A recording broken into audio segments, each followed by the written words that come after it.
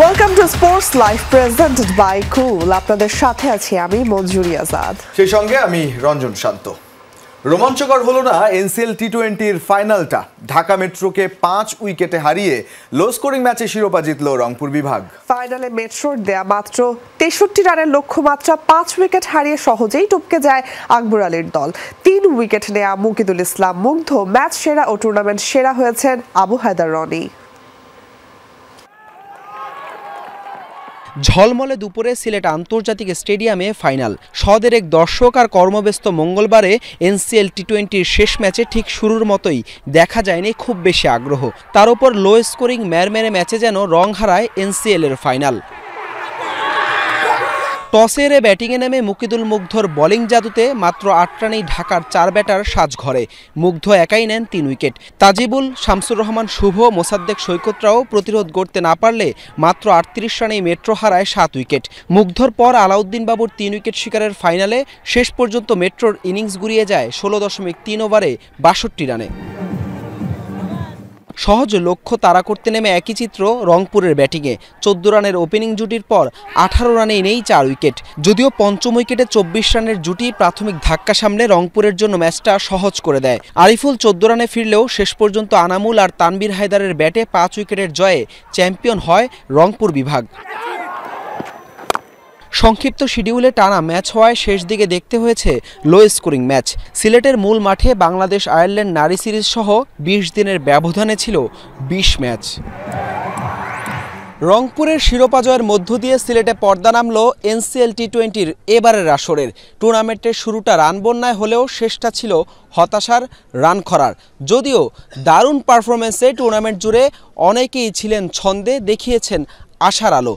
তবে সেই আলোটা বড় মঞ্চে প্রজ্বলিত করতে পারে কিনা সেটা এখন দেখার অপেক্ষা। হাসান আল মারুফ, যমুনা স্পোর্টস, সিলেট আন্তর্জাতিক স্টেডিয়াম, সিলেট।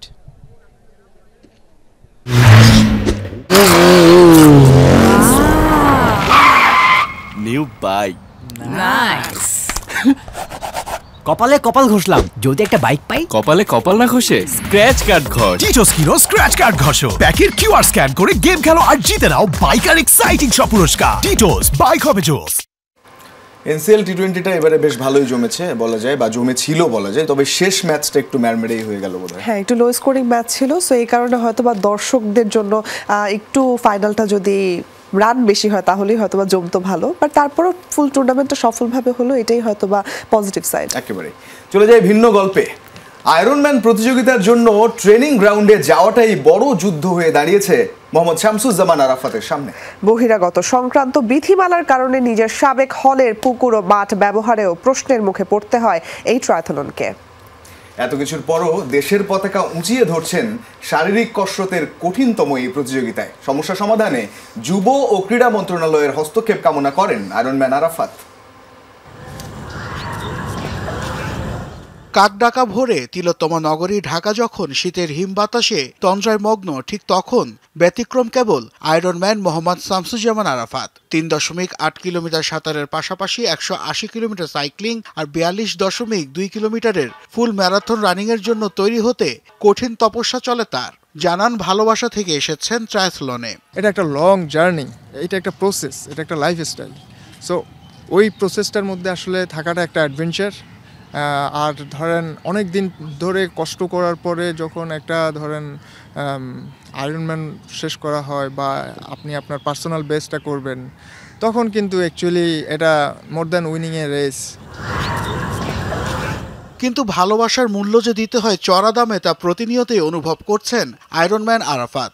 ঢাকা শহরে পর্যাপ্ত অনুশীলনের ব্যবস্থা না থাকায় নিজের সাবেক হলের পুকুর আর ঢাকা বিশ্ববিদ্যালয়ের ক্যাম্পাস ছিল তার একমাত্র ভরসা। তবে বহিরাগত সংক্রান্ত বাধ্যবাধকতায় সেখানেও মিলছে না সুযোগ। ট্রেনিং গ্রাউন্ডে যাওয়াটাই আমার জন্য একটা বড় যুদ্ধ এখন হয়ে গেছে। আমার আসলে যেখানে আমার ট্রেনিং করার কথা, যেখানে ট্রেনিং করে আমি আমার ফিল্ডে ঘাম জড়ানোর কথা, সেখানে আমার ঘাম জড়তেছে আসলে অন্য জায়গায়। যোগ হলের পুকুরে আমি সাঁতার কাটতাম, আমি যোগ হলের ছাত্র, সেই যোগ হলে আমি সাঁতার কাটতে যাই। এখন আমি যেহেতু বের হয়ে গেছি, আমি সাবেক ছাত্র, তো এখন সাবেকদের যাওয়া আসলে এটা আমি বহিরাগত বলতে পারেন। এত সংকটের মাঝেও নিজের সেরাটা দিয়ে চলেছেন এই ট্রায়াথলেট। সম্প্রতি নিউজিল্যান্ডে অনুষ্ঠিত আয়রনম্যান 70.3 বিশ্ব চ্যাম্পিয়নশিপে দক্ষিণ এশিয়া দেশগুলোর মধ্যে সেরা টাইমিং করেন তিনি। 1.9 কিলোমিটার সাঁতার, 90 কিলোমিটার সাইক্লিং ও 21.1 কিলোমিটার দৌড় সম্পূর্ণ করতে এই ট্রায়াথলেট সময় নেন 5 ঘন্টা 5 মিনিট 30 সেকেন্ড। কম্প্যারিজনের দিক থেকে যদি বলি যে সাউথ এশিয়ার মধ্যে আমাদের অবস্থান যদি ফার্স্ট হয়, ইটস এ বিগ অ্যাচিভমেন্ট। মানে এই প্রসেসের মধ্যে দিয়ে 2023 সালেও আমি ফ্রান্সে সেম র্যাঙ্কিং পেয়েছিলাম। ফেডারেশন না থাকায় প্রায়ই বিভিন্ন সমস্যার সম্মুখীন হতে হয় ট্রায়াথলেটদের। তবে তরুণদের কাছে খেলাটির জনপ্রিয়তা পাওয়ায় ট্রায়াথলনের ভালো সম্ভাবনা দেখছেন আরাফাত। ক্রীড়া পরিষদ বা ক্রীড়া মন্ত্রণালয় থেকে আমাদেরকে যদি কোনো সাপোর্ট প্রদান করা হয়, ইন দ্যাট কেস আমরা হাই লেভেল একটা world ironman race, high level বলতে this is very popular in sports in the world, and এটার হাইয়েস্ট স্টেজে বাংলাদেশকে রিপ্রেজেন্ট করার জন্য প্রশাসনিক সহযোগিতাগুলো যদি দেওয়া হয়, অবশ্যই আমাদের জন্য এটা বিগ হেল্প হবে। মৃত্যুর আগ পর্যন্ত ট্রায়াথলনে নিজের সেরাটা দিয়ে যাওয়ার কথা জানান আয়রনম্যান শামসুজ্জামান আরাফাত। ছুটে চলছেন আয়রনম্যান আরাফাত, সেই সাথে বাংলাদেশের পতাকাকে তুলে ধরছেন বিশ্বমঞ্চে। নানা প্রতিকূলতা পেরিয়ে স্বপ্ন দেখেন একদিন বিশ্ব দরবারে ট্রায়াথলনটা জনপ্রিয় হবে সবখানে। নাসিফ শুভ, যমুনা স্পোর্টস, ঢাকা। এক দুর্দান্ত ছুটে চলার গল্প, মানে রিয়েল লাইফের রবার্ট ডাউনি জুনিয়র নয়, আমাদের রিয়েল লাইফে বাংলাদেশের আয়রনম্যান বলা যায় শামসুজ্জামান আরাফাত। একদম ভেরি মোটিভেশনাল। আমার কাছে মনে হয় যে ওনার এই মোটিভেটিং যে এরকম চমৎকারভাবে নিজেকে গড়ে ওঠার গল্পটা যদি তার মুখ থেকে শোনা যায় তাহলেই মনে হয় সব থেকে ভালো হবে। So please welcome Mohammad Shamsuzzaman Arafat, Ironman Bangladesh. তিনি আছেন সরাসরি স্টুডিওতে আমাদের সঙ্গে। আজ অনেক গল্প হবে, আড্ডা হবে। কেমন আছেন? প্লিজ আমরা একটু আগেও আপনাকে দেখছিলাম না, আপনাকে যে শো শুরু হয়ে যাচ্ছে কোথায় উনি, তো মঞ্জুরি বলছিল যে কোথায় উনি, উনি তো আয়রনম্যান, আমরা শো শুরু করব, ওনাকে ডাকবো, উনি চলে আসবে। তো এই যে আসলে যে ব্যাপারটা আপনি নিজেই বলছিলেন যে মানে এটা অ্যাথলেটিক্স না, ইটস এ লাইফস্টাইল। সব গল্প শুনবো, আজকে একটা আড্ডাই হবে।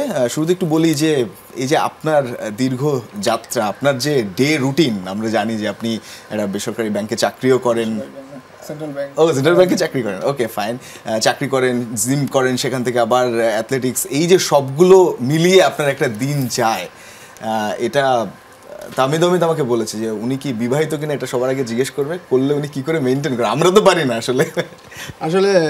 আমি ম্যারিড, আমার একটা 6 বছরের বাচ্চা আছে মাশাআল্লাহ। আর আমার ফ্যামিলি হচ্ছে আমার বিগ মোটিভেশন, আমার ওয়াইফ, আমার বাচ্চা। আমার বাচ্চা আমাকে ওর যখন 2.5 বছর তখন সে বলে যে সে আয়রনম্যান হবে, সে আয়রনম্যান করবে। সো এটা আসলে একটা লাইফস্টাইল। আপনি যেটা বললেন, এটা আমি আমার বাচ্চার মুখে যখন শুনলাম যে এটা সে একদিন আয়রনম্যান করতে চায় তার 2.5 বছর বয়সে, তো আমার জন্য এটা বিগ অ্যাচিভমেন্ট যে না, আমি আমার ফ্যামিলি, আমার সারাউন্ডিংস এর মধ্যে এটা কোনো মানে ও আমাকে বলে নাই যে ও কোনো চ্যাম্পিয়ন হতে চায় বা এটা just as a way of sports, as a way of living, ও স্পোর্টসটাকে নিতে চায়। এবং ওকে আই এম হ্যাপি যে ওর এই গোলটা দেখে। ইটস মোটিভেটিং এবং এনাফ অনুপ্রেরণা এটা মানে চলার জন্য, সামনে এগিয়ে যাওয়ার জন্য।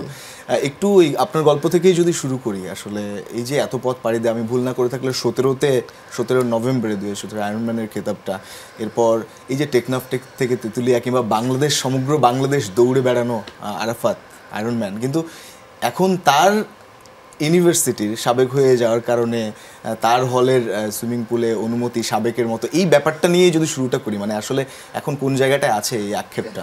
এটা অ্যাকচুয়ালি ধরেন আমাদের তো ইনফ্রাস্ট্রাকচার নাই। আমরা যে ট্রেনিং করব, লাইক আমার 3টা স্পোর্টস, সুইমিং, সাইক্লিং, রানিং। সুইমিংয়ের জন্য আমাদের আপনি দেখেন ঢাকা শহরে কোনো স্কোপ নেই, তারপরে রানিংয়ের জন্য জায়গা নেই, তারপরে সাইক্লিংয়ের জন্য তো মোটেই নেই। তো তারপরও আমি এটাকে কখনো এক্সকিউজ হিসেবে দিতে চাই না, আমি একটা ওয়ে খুঁজে বের করি। ধরেন আমি যোগ হলের ছাত্র ছিলাম, তো আমি 2010 সাল থেকে এই পুকুরে সাঁতার কাটি, আমি যখন স্টুডেন্ট। তো এটা একটা বলা যায় যে আমার সেকেন্ড হোম। তো যেটা হয় যে এটাকে আমি বলি যে হোম অফ আয়রনম্যান বলতে পারেন, home of long endurance distance swimming. তো আমরা এখানে শুধু আমি একা না, আমাদের প্রায় মোর দ্যান 50 সুইমার আমরা বিভিন্ন সময় সাঁতার কাটি। তো আসলে আমরা সাঁতার কাটি 6টায়, সো হঠাৎ করে আমরা যখন এটা নিষিদ্ধ মানে আমাদেরকে নিষেধ করা হলো, এটা সত্যি হার্ট ব্রেকিং। বিকজ আমাদের তো বিভিন্ন জায়গায় বিভিন্ন মানুষ বিভিন্ন কাজ করতেছে, যেটা আমাদের সমাজে কোনো কাজ ইভেন ব্যাড ইম্প্যাক্ট ক্রিয়েট করতেছে।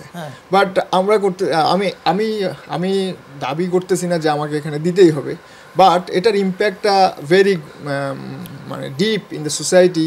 লাইক আপনার ছেলে, আমার ছেলে এবং আমার স্যারের ছেলে, আমার ইউনিভার্সিটি টিচারের ছেলে, সবাই এটার সাথে যুক্ত। তাদের স্পোর্টসটা, তাদের বাচ্চারা যদি স্পোর্টসকে লাইক করে, ইন ফিউচারে উনিও একজন হ্যাপিয়েস্ট ফাদার হবেন। এবং কোথাও না কোথাও এটা তো বাংলাদেশের লাল সবুজের পতাকাকে রিপ্রেজেন্ট করতে পারবে।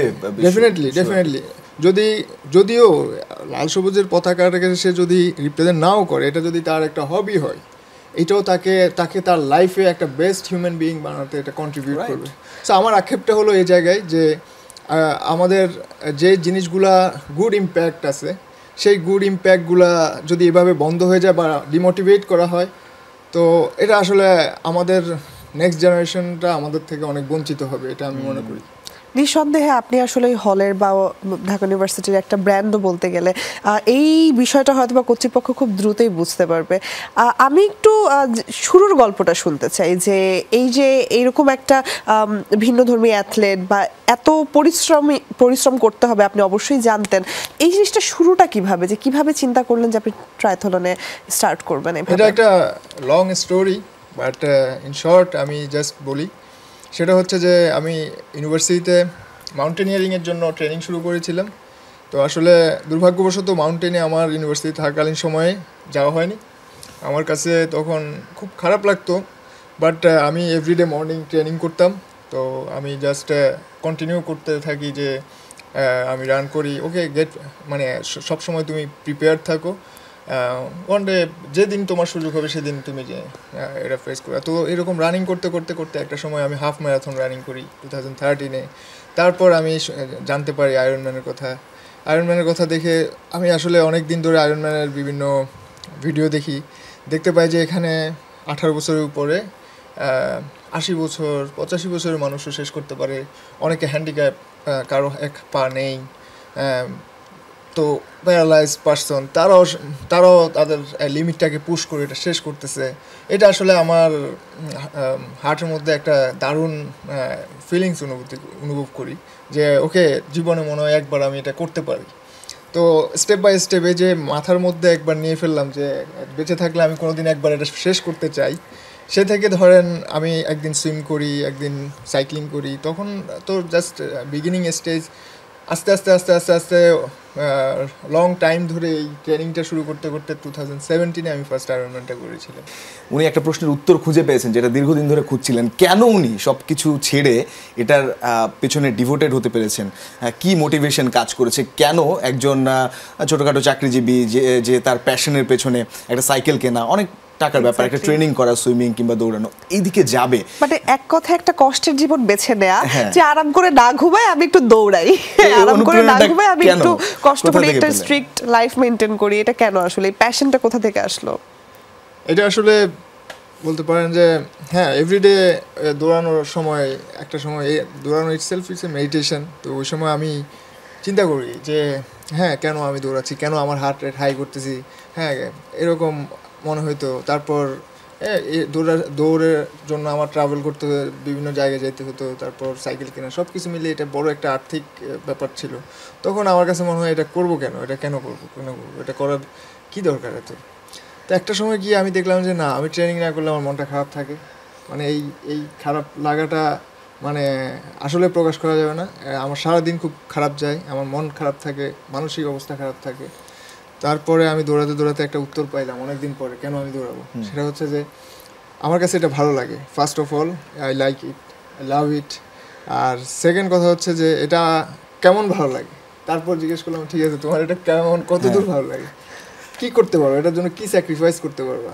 তো আমি তখন চিন্তা করলাম, ওকে এটার সাথে তো অনেক কিছু জড়িত, এটার জন্য যদি আমি দেউলিয়া হয়ে যাই আমার কোনো রিগ্রেট থাকবে না, আমি কোনো আফসোস করবো না এটার জন্য। ওকে দেন গো ফর ইট। মনকে পুরোপুরি বশে আনা, একদম। সন্ন্যাসী হওয়ার মতো বশে আনতে পারা। কিন্তু সবথেকে যেই ব্যাপারটা প্রথম দিকে আমরা হয়তো অ্যানসারটা পেয়েছি যে তার মেইন মোটিভেশনের সোর্স কিন্তু ফ্যামিলি। অ্যান্ড এই যে আপনি জানেন যে আপনি কি ভালোবাসেন, সেই ভালোবাসার পিছে ছুটতে পারা, আমি আসলে একটু বলতে চাই দর্শকদেরকে এবং ভাবিকে স্পেশালি বলতে চাই যে ভাবি আপনার প্রশংসায় কিন্তু পঞ্চমুখ হচ্ছিলেন। আমি একটু অনিয়ারেও ভাবির প্রশংসা শুনতে চাই যে কিভাবে উনি সাপোর্ট দিচ্ছেন যার কারণে আপনি আসলে আপনার প্যাশনের পিছে ছুটে যেতে পারছেন। ফার্স্ট অফ অল আসলে আমি খুব লাকি, আমি আমার লাইফ পার্টনার হিসেবে আমি একজন মানুষকে পেলাম যে আমার প্যাশনকে সাপোর্ট করার জন্য তার জীবনে সব কিছু স্যাক্রিফাইস করে দিয়েছে। তো একটা এক্সাম্পল দিই, স্মল এক্সাম্পল। সো 2018 আমি, আমার ওয়াইফ, আমার ফ্রেন্ড মিলে বসছি কীভাবে আমরা সাইকেল কেনার ফাইন্যান্স করবো। ওকে, আমার বন্ধু আমাকে সাজেস্ট করলো টেক এ ব্যাঙ্ক লোন। আমিও সিদ্ধান্ত নিলাম ঠিক আছে ব্যাঙ্ক লোন নেবো, বন্ধুবান্ধব থেকে নেব। আমার ওয়াইফ বললো যে না, আমি বিয়ের সময় যে গয়না পেয়েছি তুমি এটা বিক্রি করে সাইকেল কিনে ফেলো। সো আমার কাছে তখন মনে হয়েছে যে তখন আমরা আমাদের বিয়ের অলমোস্ট ফার্স্ট ইয়ার। তো আমার কাছে মনে হলো যে না, আমি আমার লাইফে মনে হয় কোথাও থেমে থাকতে হবে না। যদি বলি প্রফেশনাল একটা, ও তখন আমার ফার্স্ট বাইক যে সাইকেল, আমার ওই সাইকেলটা 6.5 লাখ টাকা দাম ছিল। প্রফেশনাল সাইকেল, এটা 2019-এ আমি কিনেছিলাম আর কি। আমরা হয়তো খুব বেশি সময় পাবো না আজকের অনুষ্ঠানে। আমি একটু সিরিয়াস প্রসঙ্গে যদি যাই, ওভারঅল বাংলাদেশে আসলে সত্যি কথা বলতে ক্রিকেট ছাড়া তো আর্থিক সংকট সব ফেডারেশন, অ্যাথলেটিক্স সেটা তো আছেই। মানে সব কিছু মিলিয়ে আপনার যে অবজারভেশন, মানে কীভাবে এই জায়গাগুলো এগিয়ে যেতে পারে, কিভাবে আপনার মতো যারা আয়রনম্যান হতে চায় বাংলাদেশ থেকে বা এগিয়ে যেতে চায়? ফার্স্ট অফ অল আসলে এই স্পোর্টসটাকে একটা মানুষ যেন করতে পারে সেটা সুযোগ সৃষ্টি করা। লাইক আমাদের তো আসলে রাতারাতি আমি এটা চেঞ্জ করে ফেলতে পারবো না, রাতারাতি আমি অনেক সুযোগ সুবিধা দিতে পারবো না। সো আমি যেটা করতে পারি যে আমরা যা আছে, আমাদের যা আছে সেখানে একটা পসিবল ওয়েতে আমরা তাদেরকে স্কোপ দিতে পারি। যেখানে লেক আছে, যেমন রমনা পার্কে একটা লেক আছে, এই লেকটাকে আমরা ইউটিলাইজ করতে পারি ফর সুইমার, যারা এখানে ওপেন ওয়াটার সুইমিং প্র্যাকটিস করবে এটা ইউটিলাইজ করতে পারি। আমরা আমাদের এখানে যে আমাদের ইউনিভার্সিটিতে 2টা পুকুর আছে, এগুলো ইউটিলাইজ করতে পারি। বিভিন্ন জায়গায়, ঢাকা শহরের বিভিন্ন জায়গায় ছোটো ছোটো পুকুর আছে, 1-2টা সুইমিং পুল যদি করা যায় এটাও গুড। বাট এটাকে কাজে লাগায় আস্তে আস্তে আমরা প্রোগ্রেস করতে পারি। তো প্রোগ্রেস করলে যেটা হবে, আসলে পথ প্ল্যান করে অনেক পথ করা যায় না, পথ অটোমেটিকলি সৃষ্টি হয়, কিন্তু সেই পথে হাঁটার জন্য একটা সিস্টেম দাঁড় করায় দেয়া। জাস্ট অল্প কিছু, এখানে যে আমাদের অনেক ইনভেস্টমেন্ট দরকার ইয়ার জন্য না, এটা জাস্ট বললাম না, জাস্ট প্রশাসনিক সহযোগিতা। একেবারে আমি বারবারই বলি যে এই স্পোর্টসটা করার জন্য জাস্ট যারা করতে চায় তাদেরকে একটু প্রশাসনিক সহযোগিতা করে, যেখানে করতে চায়। আমাদের সময় একেবারে শেষ। তো হোপফুলি যুব ক্রীড়া মন্ত্রণালয় দৃষ্টি আকর্ষণ কিংবা আসিফ মাহমুদ সজীব ভুঁইয়া, ইয়াং জেনারেশন, তাদের হাতে দায়িত্ব, হোপফুলি সেটা হবে। আসলে অসংখ্য ধন্যবাদ আপনাকে যমুনায় আসার জন্য। আমাদের অসম্ভব সুন্দর একটা আড্ডা হলো, অনেক থ্যাংক ইউ। আমার কাছে মনে হয়নি আমি যে স্টুডিওতে আছি। Thank you so much. দর্শক, এই ছিল আজকের স্পোর্টস। এতক্ষণ সাথে থাকার জন্য সবাইকে ধন্যবাদ। আল্লাহ হাফেজ।